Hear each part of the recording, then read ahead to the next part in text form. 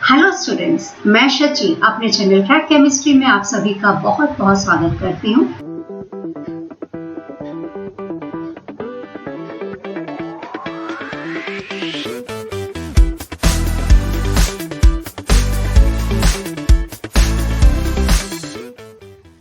आज मैं आप सभी के साथ क्लास 12 के एक टॉपिक को लेकर आई हूँ। चैप्टर का नाम है सॉलिड स्टेट पार्ट 4। टॉपिक का नाम है crystal lattices and unit cells.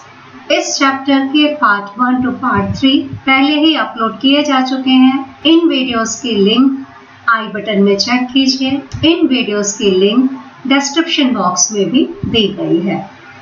Students, आज के टॉपिक को स्टार्ट करने से पहले मैं आप सभी को याद दिलाना चाहूंगी कि अगर आपने मेरे चैनल को सब्सक्राइब नहीं किया है तो आप उसको जरूर सब्सक्राइब कीजिए, जिससे आपको आगे आने वाले सभी इम्पोर्टेंट अपलोड्स के विषय में जानकारी मिलती रहे। और साथ ही साथ इस वीडियो को अपने फ्रेंड्स के साथ जरूर शेयर कीजिए। तो अब हम आज का टॉपिक स्टार्ट करते हैं। हमारे टॉपिक का नाम है क्रिस्टल लैटिस। तो सबसे पहले हम देखेंगे कि क्रिस्टल लैटिस होता क्या है। स्टूडेंट्स, क्रिस्टल लैटिस को हम स्पेस लैटिस भी बोलते हैं। स्पेस लैटिस या क्रिस्टल लैटिस से हमारा मतलब होता है कि आइडेंटिकल पॉइंट्स का स्पेस में रेगुलर 3 डायमेंशनल अरेंजमेंट।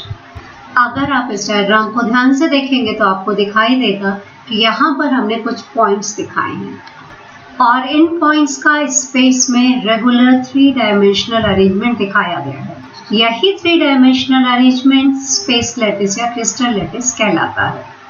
तो स्पेस लैटिस या क्रिस्टल लैटिस को हम डिफाइन कर सकते हैं कि regular 3 dimensional arrangement of identical points in space. तो ये हो गई हमारी स्पेस लैटिस या crystal lattice, regular 3 dimensional arrangement of identical points in space. अब इसके बाद हम देखेंगे कि क्रिस्टल लैटिस की कैरेक्टरिस्टिक्स क्या है। स्टूडेंट्स, क्रिस्टल लैटिस में आपको जितने भी पॉइंट्स दिखाई दे रहे हैं, इन पॉइंट्स को हम लैटिस पॉइंट्स बोलते हैं। जैसे ये जो पॉइंट है ये एक लैटिस पॉइंट हुआ। इसी तरह से यहाँ भी आपको लैटिस पॉइंट दिखाई दे रहा है। तो जितने भी पॉइंट्स दिखाई दे रहे हैं ये सारे के सारे पॉइंट्स कहलाते हैं लैटिस पॉइंट्स या लैटिस साइट। दूसरी कैरेक्टरिस्टिक है कि ये लैटिस पॉइंट्स एटम्स हो सकते हैं या मॉलिक्यूल्स हो सकते हैं। मॉलिक्यूल से मतलब हुआ ग्रुप ऑफ एटम्स या फिर आयंस हो सकते हैं। अब हम देखेंगे तीसरी कैरेक्टरिस्टिक। तीसरी कैरेक्टरिस्टिक में आप देखेंगे कि जितने भी लैटिस पॉइंट्स हैं, इन लैटिस पॉइंट्स को स्ट्रेट लाइन से जोड़ा गया है। स्ट्रेट लाइन से जोड़ने से हमें क्रिस्टल लैटिस की या स्पेस लैटिस की ज्योमेट्री पता चलती है। तो तीसरा पॉइंट हो गया हमारा कि लैटिस पॉइंट्स जो हैं उनको हमने स्ट्रेट लाइन से जोड़ा है, जिससे हमें क्रिस्टल की ज्योमेट्री के बारे में पता चलता है। स्पेस लैटिस की जितनी भी कैरेक्टरिस्टिक्स मैंने आपके साथ डिस्कस की थी वो सब स्लाइड्स पर दी हुई हैं कि each point represents a lattice point और लैटिस साइट। और हर एक पॉइंट जो होता है वो एक एटम हो सकता है या मॉलिक्यूल हो सकता है या आयन हो सकता है। और तीसरी कैरेक्टरिस्टिक थी कि लैटिस पॉइंट्स को हमने स्ट्रेट लाइन से ज्वाइन किया हुआ होता है, जिससे कि हमें लैटिस की ज्योमेट्री के बारे में पता लगता है। अब इसके बाद हम देखेंगे कि यूनिट सेल क्या होती है। यूनिट सेल को समझाने के लिए मैं आपके सामने फिर से क्रिस्टल लैटिस के एक पोर्शन को लेके आई हूँ। इस डायग्राम में क्रिस्टल लैटिस के एक पोर्शन को दिखाया गया है। अगर आप इस क्रिस्टल लैटिस के पोर्शन को ध्यान से देखेंगे तो आपको यहाँ पर दिखाई देगा कि ये एक जो सिंपल स्ट्रक्चर है जिसको हम रेडिश कलर से दिखा रहे हैं, ये स्ट्रक्चर बार बार रिपीट हुआ है। आप देखिए, सेम स्ट्रक्चर साइड में है, सेम स्ट्रक्चर पीछे है, सेम स्ट्रक्चर इधर रखा हुआ है, सिमिलर स्ट्रक्चर नीचे है, फिर उसके पीछे है। तो आप देखेंगे कि इसी स्ट्रक्चर के बार बार रिपीट होने से आपको एंटायर स्पेस लैटिस या क्रिस्टल लैटिस मिला है। तो हमारे जो स्पेस लैटिस या क्रिस्टल लैटिस की जो सबसे छोटी यूनिट होती है, जिसके बार बार रिपीट होने से हमें एंटायर क्रिस्टल लैटिस मिलता है, उस सबसे छोटे यूनिट को हम यूनिट सेल बोलते हैं। तो यूनिट सेल को हम कैसे डिफाइन करेंगे कि smallest unit of the crystal lattice जो बार बार रिपीट होती है, उसके बार बार रिपीट होने पर हमें एंटायर क्रिस्टल लैटिस मिलता है। तो हम यूनिट सेल को डिफाइन कर सकते हैं कि smallest repeating unit of crystal lattice which when repeated again and again gives the crystal lattice.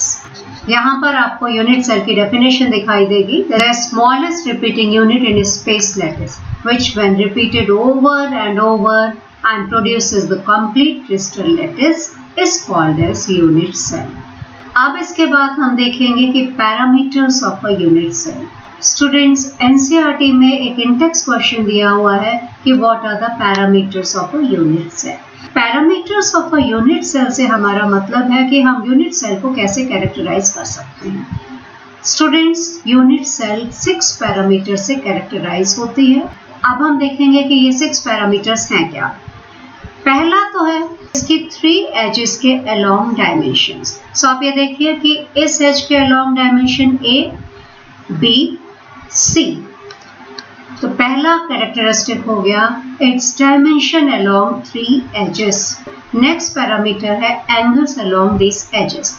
अब हम यहाँ पर देखेंगे कि अल्फा जो है वो है angle between axes B and C. इसी तरह से हम देखेंगे कि बीटा एंगल है between axes A and C, और गामा जो एंगल है वो है angle between axes A and B. तो दूसरा पैरामीटर हो गया एंगल्स बिटवीन दीज एजेस. एक पॉइंट यहाँ पर और मैं मेंशन करना चाहूँगी कि ये जो एजेस हैं ए बी सी, ये एक दूसरे के म्यूचुअली परपेंडिकुलर हो भी सकती हैं और नहीं भी हो सकती हैं.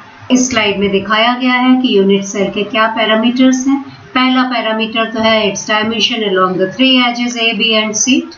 और ये एजेस, जैसा कि मैंने पहले भी बताया, ये म्यूचुअली परपेंडिकुलर हो भी सकती हैं और नहीं भी हो सकती हैं. और दूसरा था angle between axes. Alpha angle होता है between axes B and C, beta angle between A and C, and gamma angle between A and B. तो हम कंक्लूड करेंगे कि एक यूनिट सेल टोटल 6 पैरामीटर से कैरेक्टराइज होती है. ये 6 पैरामीटर्स हैं A, B, C and angles alpha, beta and gamma. अब इसके बाद हम देखते हैं primitive and centred unit cells. Students, जो हमारी यूनिट सेल्स होती है उसको हम 2 कैटेगरीज में डिवाइड करते हैं. पहली है प्रिमिटिव यूनिट सेल और दूसरी कैटेगरी है सेंटर्ड यूनिट सेल. तो सबसे पहले हम देखेंगे कि प्रिमिटिव यूनिट सेल क्या होती है. स्टूडेंट्स, प्रिमिटिव यूनिट सेल वो यूनिट सेल होती है जिसमें कॉन्स्टिट्यूएंट पार्टिकल्स केवल कॉर्नर्स पर प्रेजेंट होते हैं. चूंकि किसी भी यूनिट सेल में केवल 8 कॉर्नर्स होते हैं, इसलिए प्रिमिटिव यूनिट सेल्स में कॉन्स्टिट्यूएंट पार्टिकल्स 8 कॉर्नर्स पर प्रेजेंट होते हैं. तो हमारी प्रिमिटिव यूनिट सेल हो गई वो यूनिट सेल जिसमें कि constituent particles are present only at corners. तो ये तो हो गई हमारी प्रिमिटिव यूनिट सेल. अब इसके बाद हम देखते हैं centred unit cells. Student, centred unit sales वो यूनिट सेल्स होती हैं जिनमें कि कॉन्स्टिट्यूएंट पार्टिकल्स कॉर्नर्स पर तो होते ही हैं, कॉर्नर्स के अलावा किसी और पोजीशन पर भी कॉन्स्टिट्यूएंट पार्टिकल्स प्रेजेंट होते हैं. अब हम देखेंगे types of centred unit cells. 3 तरह की सेंटर्ड यूनिट सेल्स होती हैं, जिसमें पहली है बॉडी सेंटर्ड यूनिट सेल, दूसरी है फेस सेंटर्ड यूनिट सेल और तीसरी है एंड सेंटर्ड यूनिट सेल. तो सबसे पहले हम देखेंगे कि बॉडी सेंटर्ड यूनिट सेल क्या है. इस डायग्राम में आपको एक बॉडी सेंटर्ड यूनिट सेल को दिखाया गया है. इस बॉडी सेंटर्ड यूनिट सेल में आप देखेंगे कि 8 एटम्स तो प्रेजेंट हैं कॉर्नर्स पर. ये 8 कॉर्नर्स हैं, 8 कॉर्नर्स पर 8 एटम्स प्रेजेंट हैं. और इन कॉर्नर एटम्स के अलावा एक एटम आपको दिखाई दे रहा है, ये प्रेजेंट है सेंटर ऑफ द बॉडी पर.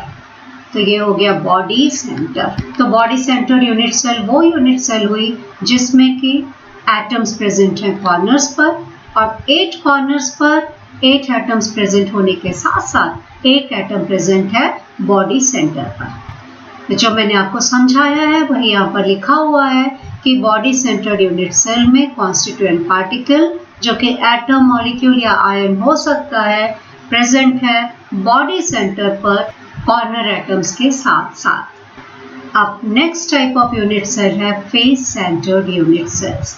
स्टूडेंट्स, इस डायग्राम में आपको फेस सेंटर्ड यूनिट सेल दिखाई गई है। फेस सेंटर्ड यूनिट सेल में आप देखेंगे कि 8 एटम्स प्रेजेंट हैं 8 कॉर्नर्स पर। कॉर्नर एटम्स के अलावा यहाँ पर आप देखेंगे कि हर एक फेस के सेंटर पर भी एक एटम प्रेजेंट है। स्टूडेंट्स, किसी भी यूनिट सेल में टोटल 6 फेसेस होती हैं।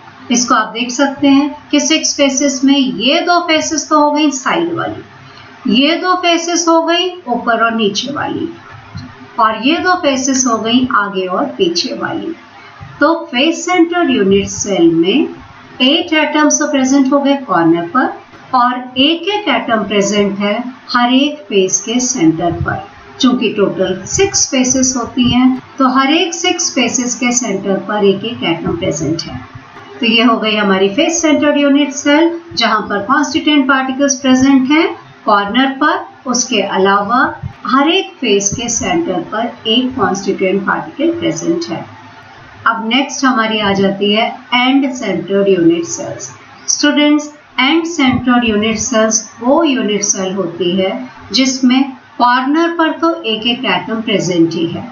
तो हर एक 8 कॉर्नर्स पर एक एक एटम हुआ, तो टोटल कॉर्नर के एटम्स हो गए 8 कॉर्नर एटम्स के अलावा किसी भी 2 अपोजिट फेसेस के सेंटर पर एक एक एटम प्रेजेंट है। अगर आप इस डायग्राम को देखेंगे तो आपको दिखाई देगा कि 8 कॉर्नर्स पर एक एक एटम प्रेजेंट है। और अगर हम ये 2 अपोजिट फेसेस यहाँ पर ले रहे हैं, इन अपोजिट फेसेस के सेंटर पर भी आपको एक एक एटम दिखाई दे रहा है। तो एंड सेंटर्ड यूनिट सेल हो गई जहां पर एटम्स प्रेजेंट हैं हर एक कॉर्नर्स पर और किसी भी 2 अपोजिट फेसेस के सेंटर पर। जो मैंने आपको समझाया वो यहाँ पर लिखा हुआ है कि 1 constituent particle is present at the centre of any 2 opposite faces. साथ साथ एक एक एटम प्रेजेंट है हर एक कॉर्नर पर। अब मैं कुछ क्वेश्चंस डिस्कस करूंगी जो कि एनसीईआरटी के इंटेक्स क्वेश्चन है। पहला क्वेश्चन है, give the significance of lattice points. Students, space lattice या क्रिस्टल लैटिस में जो लैटिस पॉइंट होता है वो रिप्रेजेंट करता है कॉन्स्टिट्यूएंट पार्टिकल को। हर एक लैटिस पॉइंट एक कॉन्स्टिट्यूएंट पार्टिकल को रिप्रेजेंट करता है। कॉन्स्टिट्यूएंट पार्टिकल एटम हो सकता है, मॉलिक्यूल हो सकता है, मॉलिक्यूल से मतलब है ग्रुप ऑफ एटम्स, या आयंस हो सकता है। तो हम कह सकते हैं कि each lattice point represents a constituent particle which may be atom, molecule, means group of atoms or ions. हमारा next NCERT question है, name the parameters that characterize a unit cell. Students, कोई भी unit cell 6 parameters से characterize होती है। ये parameters हैं dimensions along edges A, B and C and angles along these edges which are alpha, beta and gamma. तो इसको समझाने के लिए मैं यहाँ पर एक यूनिट सेल बना रही हूँ। इस यूनिट सेल में आप देख सकते हैं ये तो हो गई हमारी एजेस A, B और C, और दूसरा हो गया हमारा angle between these axes. So B और C के बीच का जो एंगल होता है इसको हम बोलते हैं अल्फा, और A और C के बीच का जो एंगल है इसको हम बोलते हैं बीटा, और A और B के बीच का जो एंगल है इसको हम बोलते हैं गामा। स्टूडेंट्स, आप सभी का इस वीडियो को देखने के लिए बहुत बहुत धन्यवाद। मुझे उम्मीद है कि आपको सारे पॉइंट्स अच्छे से समझ में आ गए हैं। अगर आपको कोई डाउट है तो उसको आप कमेंट बॉक्स में लिखिए, आपका डाउट क्लैरिफाई किया जाएगा। मेरे चैनल को सब्सक्राइब करना मत भूलिए और साथ ही साथ अपने दोस्तों के साथ इस वीडियो की लिंक को शेयर कीजिए। Thank you so much. Have a nice day.